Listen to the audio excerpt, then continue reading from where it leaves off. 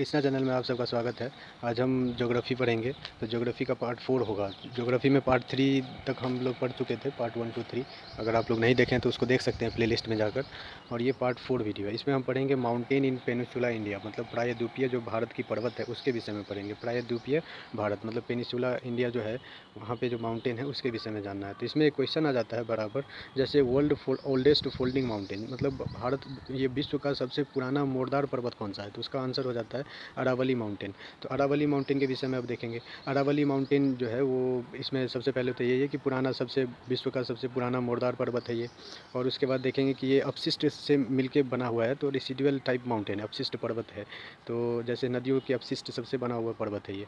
अब जैसे गुजरात, कौन कौन सा राज्य में ये अरावली माउंटेन है, तो ये पड़ता है गुजरात में, राजस्थान में, हरियाणा में और दिल्ली में। लेकिन इसका जो 80% पार्ट है वो राजस्थान के, अकेले राजस्थान में पड़ता है। अब देखेंगे कि ये दिल्ली में ये कहाँ पे पड़ता है, तो दिल्ली का जो हो गया राइसेन हिल्स, जहाँ पे प्रेसिडेंट का हाउस रहता है, प्रेसिडेंट आवास रहता है, राष्ट्रपति आवास। तो दिल्ली का राइसेन हिल्स जो है वो अरावली माउंटेन के रेंज में ही आता है। अब राजस्थान में जैसे हो गया, एक जगह है सिरहुली नाम का ज़िला है, जहाँ पे एक जगह है माउंट अबू, उसके ऊपर उसका जो पीक है वहाँ पे गुरु शिखर है, जिसका हाइट है लगभग 1722 मीटर, 1722 मीटर।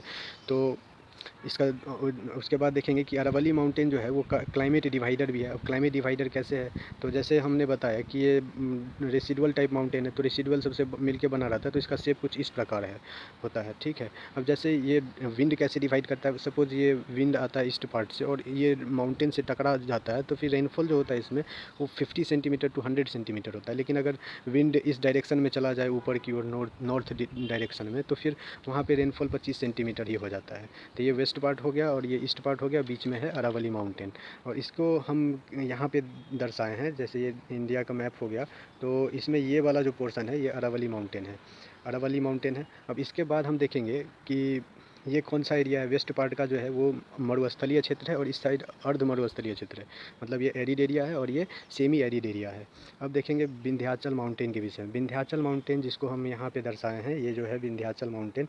ये विंध्याचल माउंटेन क्या करता है, तो नॉर्थ का जो गंगा रिवर है, साउथ में जो यहाँ पे इसके ऊपर से गुजरता है, इसके नीचे से, ये तो रेंज ही हो गया, और इस दोनों के बीच से जो गुजरता है नदी, एक नर्मदा नदी, दोनों को अलग अलग करता है। तो दोनों, अब विंध्याचल माउंटेन के विषय में देख लेते हैं। जैसे सेंट्रल इंडिया में लोकेटेड है, जैसे सेंट्रल इंडिया कैसे हो गया, मतलब मध्य प्रदेश के भाग में ज़्यादा इसका है लोकेशन। अब जैसे ये ऐसे जो है ये गुजरात में भी पड़ता है, मध्य प्रदेश, छत्तीसगढ़, उत्तर प्रदेश और बिहार, इतने राज्य में ये विंध्याचल माउंटेन है। अब जैसे ये डिवाइड करता है नॉर्थ रिवर को, जैसा कि मैंने बताया कि गंगा रिवर और नर्मदा रिवर को ये डिवाइड कर देता है, तो नॉर्थ रिवर और साउथ रिवर को डिवाइड कर देता है। और इस क्षेत्र में जो है, इस रीजन में वो सैंड स्टोन पाया जाता है, बलुआ पत्थर, क्वार्ट्ज पाया जाता है और लाइम स्टोन, चूना पत्थर पाया जाता है। अब इसमें देखेंगे कि हाईएस्ट पीक कौन सा है, तो विंध्याचल का जो हाईएस्ट पीक है उसका नाम है सद्भावना। सद्भावना का जो ऊंचाई है वो 752 मीटर है, 752 मीटर इसकी ऊंचाई है। तो विंध्याचल रेंज यही हो गया, ये जो ये पोर्शन है ये विंध्याचल रेंज हो गया, ये मान के, ये इसमें गंगा रिवर को दिखाया गया है।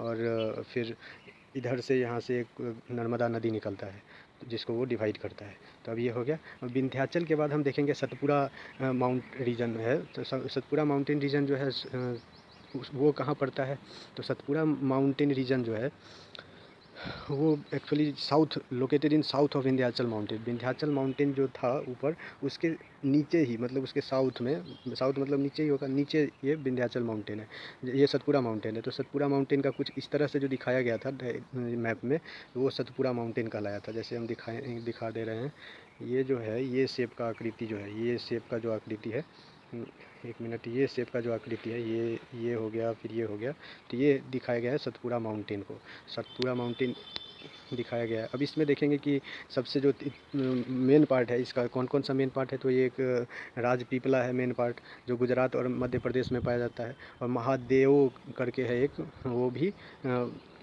एमपी में पाया जाता है। एमपी में जिसका हाईएस्ट पीक जो है वो धूपगढ़ के नाम से है, जाना जाता है। तो हाईएस्ट पीक धूपगढ़ के नाम से जाना जाता है, जिसका हाइट है 1350, 1350 मीटर। अब ये धूपगढ़ कहाँ पे है, तो एक जगह है पंचमुड़ी एमपी में, तो उस जगह पे ये धूपगढ़ पाया जाता है पहाड़। तो अब देखेंगे जैसे मैकाल कहाँ पे है, मैकाल एमपी और छत्तीसगढ़ में, मध्य प्रदेश और छत्तीसगढ़ दोनों जगह पे है ये। तो इसका 3 मुख्य पार्ट था सतपुड़ा माउंट रीजन का। और ये जो है इस कहाँ कहाँ से गुजरा हुआ था, तो कौन कौन से राज्य से है, तो गुजरात से है, मध्य प्रदेश से है और छत्तीसगढ़, 3 राज्य में ये मेनली रहता है। अब ये क्या क्या डिवाइड करता है, जैसे नॉर्थ का रिवर हो गया नर्मदा रिवर, उसके नीचे ये वाला हो गया सतपुड़ा रिवर, ये सतपुड़ा माउंट रीजन, ये सतपुड़ा माउंट रीजन जो दिखाया गया है मैप में, तो ये सतपुड़ा माउंट रीजन हो गया। तो यहाँ से नर्मदा नदी पास किया और यहाँ से जो है साउथ में ये तप्ती नदी जाएगा, तो इस दोनों को डिवाइड करता है। तो यही दिखाया गया है कि नॉर्थ में इसका नर्मदा नदी है और साउथ में तप्ती नदी है। अब 2 घाट होता है, जैसे वेस्टर्न घाट हो गया और ईस्टर्न घाट हो गया। तो ये घाट किसको कहा जाता है, तो इसमें जैसे स्टेयर लाइक स्ट्रक्चर जो होता है उसको हम घाट कहते हैं। जैसे सीढ़ी रहता है ना छत पे चढ़ने के लिए, तो इस तरह का जो स्ट्रक्चर होता है तो उसको घाट कहा जाता है। तो जैसे ये अरबियन सी हो गया, तो माउंट, जैसे भी इंडिया का मैप है, जैसे इंडिया का मैप है तो इस साइड में क्या होता है, तो अरबियन सी रहता है और इस साइड में बे ऑफ बंगाल रहता है। वो आगे हम दिखाएंगे फिर मैप में। तो अब वेस्टर्न घाट के विषय में देखेंगे, जैसे ये वेस्टर्न घाट ईस्टर्न घाट हो गया। और यहाँ वेस्टर्न घाट का जो लंबाई है वो टोटल 1600 किलोमीटर लंबा है वेस्टर्न घाट। और इसको सह्याद्री के नाम से भी जाना जाता है, सह्याद्री के नाम से जाना जाता है। और इसका विड्थ जो है, इसका चौड़ाई वो 100 से 1200 किलोमीटर है। और ये 6 स्टेट से गुजरता है, जैसे गुजरात हो गया, गुजरता नहीं मतलब ये जो वेस्टर्न घाट है वो 6 राज्य में है। जैसे गुजरात में है, महाराष्ट्र, गोवा और कर्नाटक, तमिलनाडु, केरल, ये 6 राज्य में वेस्टर्न घाट पाया जाता है। और फिर हाईएस्ट पीक कौन सा है वेस्टर्न घाट का, तो अनाईमुड़ी है। अनाईमुड़ी जो 2695 मीटर ऊंचा है, वो अनाईमुड़ी, ये अनाईमुड़ी जो है ये हाईएस्ट पीक वेस्टर्न घाट का भी है और साउथ इंडिया का भी हाईएस्ट पीक है अनाईमुड़ी। तो अब ईस्टर्न घाट पे देखेंगे, इसका जो पहाड़ी है वो हम आगे डिस्कस करेंगे। अब जैसे ईस्टर्न घाट ये हो गया, ईस्टर्न घाट जैसे कौन कौन सा जगह पे पाया जाता है, तो उड़ीसा और आंध्र प्रदेश, तमिलनाडु, ये 3 जगह से, 3 राज्य से में है ये ईस्टर्न घाट। अब इसका जो एग्जैक्ट लोकेशन है वो मैं दिखा दूँ। ये जो एग्जैक्ट लोकेशन हो गया इसका, यहाँ पे ये जो है ये वेस्टर्न घाट हो गया और ये हो गया हमारा ईस्टर्न घाट। और इसमें जो ये सब है, ये सब हिल्स है, ये 1 2 3 4 5 6 जो ये हिल्स है, इसमें जो 6 हिल्स बना हुआ है, तो इस वाले हिल्स को हम क्या कहेंगे, तो इस वाले हिल्स को हम कहेंगे सेवरोई। अब ये वाला हिल्स क्या कहलाएगा, तो ये है पालकोंडा। अब ये जवाड़ी है और ये पालकोंडा है। और ये फिर हो जाता है वेलीकोंडा और ये हो गया नालमाला। और ये जो सबसे लास्ट में है वो होता है नॉर्थ सरकार्स नाम है इसका, जो उड़ीसा में है, तो नॉर्थ सरकार्स हो गया। ठीक है, तो अब जैसे उसका नाम ये जो पीक है इसमें हिल्स है उसका नाम यहाँ पे दर्शाया गया है। जैसे सिवरोई हो गया, ये वाला सबसे निचला वाला सिवरोई हो गया। उसके बाद जैसे सेकेंड लास्ट जो है वो ये जवाड़ी हो गया। फिर तीसरा वाला जो है ये, इसको पालकोंडा कहेंगे। और ये वाला फिर नल्लमाला हो गया और ये वेलीकोंडा हो गया। तो इस तरह से इसको दिखाया गया है। अब हम देखेंगे हाईएस्ट पीक कौन सा है ईस्टर्न घाट में, तो ईस्टर्न घाट में जो हाईएस्ट पीक है वो महेंद्रगिरी के नाम से जाना जाता है। महेंद्रगिरी, जिसका ऊंचाई है 1501 मीटर। तो यही हाईएस्ट पीक है ईस्टर्न घाट में।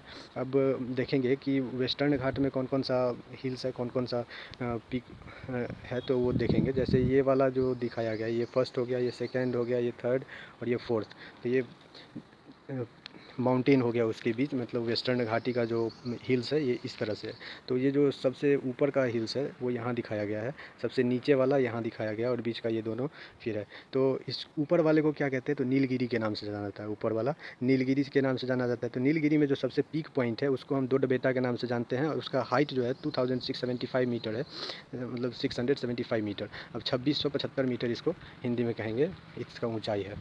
अब जैसे तमिलनाडु में ये नीलगिरी कौन कौन से राज्य में फैला हुआ है, तो तमिलनाडु, केरला और कर्नाटक में है। अब अन्नाईमुड़ी है, ये सेकेंड वाला जो है वो अन्नामलाई कहलाते हैं। अन्नामलाई मतलब ये एक जगह है केरला में और इसका जो हाईएस्ट पीक पॉइंट है वो अन्नाईमुड़ी हो जाता है। ये हाईएस्ट पीक पॉइंट वेस्टर्न घाट का भी है और highest peak point south India का भी है, जैसा कि पहले ये बताया हुआ था। अब ये देखेंगे कि ये जो थर्ड वाला पॉइंट है ये तो कार्डिमम हो गया। कार्डिमम कहाँ पे है, तो केरला में है। अब लास्ट वाला जो है ये नागरकोल, ये तमिलनाडु में है। अब हम देखेंगे रीजनल डिवीज़न कैसे हुआ है इसका हिमालय का। तो इस साइड में हम बता रहे थे कि इस साइड में हमारा अरब सागर हो जाता है और इस साइड में बे ऑफ बंगाल हो जाता है, बंगाल की खाड़ी हो जाता है। ठीक है, और जैसे अब रीजनल डिवीज़न हुआ इसका, तो रीजनल डिवीज़न कैसे हुआ है वो हम देख लेते हैं पहले। तो रीजनल डिवीज़न जैसे ये एक ग्लेशियर है। ये ग्लेशियर का नाम क्या है, तो चेमायुंग ग्लेशियर नाम है इसका। ये चेमायुंग ग्लेशियर कहाँ पे है, तो ये चाइना में है। चेमायुंग ग्लेशियर चाइना में है। तब ये चेमायुंग ग्लेशियर से ये जो नदी गया इसको सिंध नदी कहा जाता है, इंडस रिवर कहा जाता है। अब इसी चेमायुंग ग्लेशियर से एक और नदी निकला है जो ये जाके फिर इंडस रिवर में मिल जाता है। तो उस रिवर को नाम दिया गया है सतलज रिवर। और इस दोनों रिवर के बीच में जो हिमालय पाया जाता है उसको पंजाब हिमालय के नाम से जाना जाता है। पंजाब हिमालय के नाम से जाना जाता है। अब देखते हैं कि एक काली रिवर है, काली रिवर जो नेपाल से होके गुजरता है, यहाँ पे आता है। तो ये काली रिवर हो गया। और काली रिवर और सतलज रिवर जो यहाँ से चेमायुंग ग्लेशियर से पास हो रहा था, तो उस दोनों के बीच का जो रीजन है, उस रीजन के हिमालय के उस रीजन को कुमायूं रीजन के नाम से जाना जाता है। अब यहाँ से उत्तराखंड से गंगा नदी का फ्लो हुआ और ये बे ऑफ बंगाल में मिल जाता है। और ये जो पोर्शन है ये सिक्किम का पोर्शन, तो सिक्किम से भी एक तीस्ता नदी आता है जो फिर बे ऑफ बंगाल में मिल जाता है गंगा नदी के साथ। और फिर यहाँ से जो है एक ब्रह्मपुत्रा नदी आता है जो आसाम होते हुए यहाँ फिर बे ऑफ बंगाल में बंगाल की खाड़ी में मिल जाता है।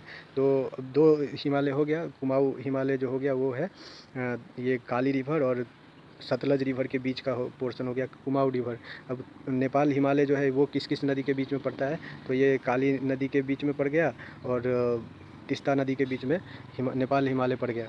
अब फिर देखेंगे कि इसके बाद जो है वो असम हिमालय है चौथा नंबर का। वो असम हिमालय किस किस नदी के बीच में पड़ता है, तो तीस्ता नदी के बीच में पड़ता है और ब्रह्मपुत्रा नदी के बीच में पड़ता है।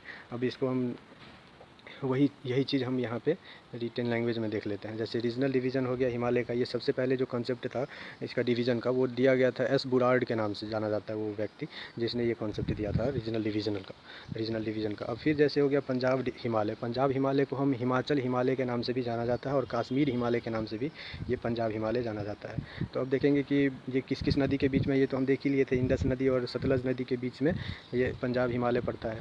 और ये इसमें बहुत सारा ग्लेशियर पाया जाता है, बहुत सारा ग्लेशियर मतलब हाईएस्ट पीक पॉइंट सब जो है बहुत सारा ग्लेशियर्स है इस रीजन में पंजाब हिमालय में। अब देखेंगे कुमाऊं हिमालय जिसको हम सेंट्रल और गढ़वाल हिमालय के नाम से भी जानते हैं। तो ये सतलज नदी के और काली नदी के बीच में पड़ता है। जैसे अब इसका हाईएस्ट पीक पॉइंट कौन सा है, तो नंदा देवी था। अब नेपाल हिमालय किस नदी के बीच में पड़ता था, तो काली नदी और तीस्ता नदी के बीच में पड़ता था। और फिर देखेंगे कि असम हिमालय कहाँ पड़ता था, तो असम हिमालय जो था वो तीस्ता नदी के बीच में पड़ता था और ब्रह्मपुत्रा नदी के बीच में पड़ता था। और ये जो नदी है इसको हम ईस्टर्न हिमालय के नाम से भी जानते हैं, पूर्वी हिमालय के नाम से भी जानते हैं। यहाँ पे फर्टाइल मिट्टी पाया जाता है, सॉइल पाया जाता है। और इसमें जो अपलिफ्टेड लैंड है, अपलिफ्टेड लैंड मतलब जो भी ये आ जाता है अवशेष, और अवशेष सब जमा हो करके मतलब नदी के साथ जो आ जाता है वो एक जगह पे छोड़ देता है। तो बहुत सालों से वो एक जगह पे छोड़ते जा रहा था अवशेष को, तो उस वजह से क्या हुआ, तो यहाँ पे अपलिफ्टेड लैंड हो गया। अपलिफ्टेड लैंड आइसलैंड जिसको हम कहते हैं, आइसलैंड किसको कहते हैं, तो अब जैसे ये वाला परत हो गया जो भी कचरा हो गया वो सबसे इकट्ठा हो करके एक जगह नदी के बीच में ये ऐसे बन गया ऊंचाई की तरह, तो उसको हम आइसलैंड कहते हैं। तो ये इसमें जो आइसलैंड है असम हिमालय में, वो पूरे दुनिया का में सबसे बड़ा रिवर आइसलैंड है। सबसे बड़ा जो है वो नदी का महाद्वीप है, मतलब आइसलैंड है। अब इसका जो है गिनीज बुक में भी लिखा गया है कि, और ये मजोली रिवर आइसलैंड उसको नाम दिया गया है। असम हिमालय में, असम में पड़ता है ये। तो असम हिमालय में मतलब ये है, तो उसका जो है असम हिमालय का, तो वो उसमें एक मजोली रिवर आइसलैंड है जो कि हाईएस्ट रिवर आइसलैंड है वर्ल्ड में। तो ये रीजनल डिवीज़न पढ़ लिए।